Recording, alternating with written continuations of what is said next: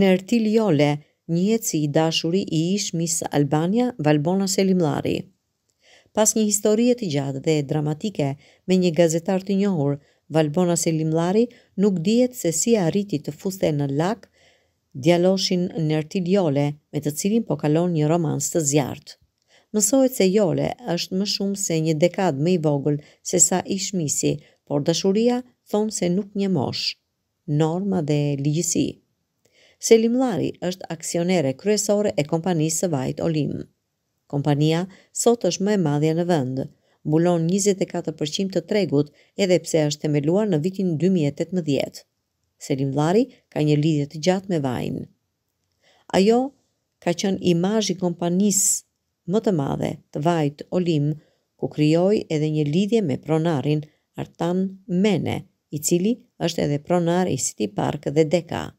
Mene besohet se është babai i 3 fëmijëve të Selimllarit.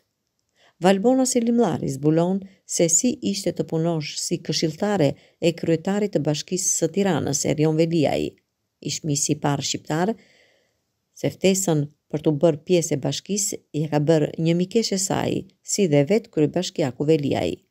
Sipas Selimllarit, puna që ajo bënte nuk ishte lidhje me politikën dhe as me imazhin e saj si mis apo vajze e ekraneve. Kam mbetur e surprizuar nga ata fëmijë. Unë nuk e dija në fillim, por një pjesë e fëmijëve që kemi vizituar merreshin nga rruga dhe këshillojnë pse nuk duhet të rinë në rrugë. Unë ju kam dhënë edhe detyra atyre fëmijëve që trajtohen në qendra sociale. U thash që nëse e sillen mirë në fund të këtij muaji, ne do të këndojmë bashkë. Ishte diçka që më lindi nga shpirti dhe do ta mbaj fjalën, tregon Selimllari. Nga ana tjetër, ish misi shqiptar tregon se si është njohur me Veliajin dhe si është të punosh me të. Erionin e njoh edhe më herët. Nëse propozimi për të qenë pjesë e bashkisë nuk do të vinte nga ai, unë nuk do isha në këtë pozicion. Është djalë punëtor dhe me ambicie. Më vjen mirë që edhe tani, pas kaq vitesh, kam gjetur atë Erionin që njoh unë. Ne, personazhet e ekranit, duhet të pranojmë se nuk na duan të gjithë. Ka edhe nga ata që thonë, tani që ke filluar këtë, mendojnë se po merre me politikë.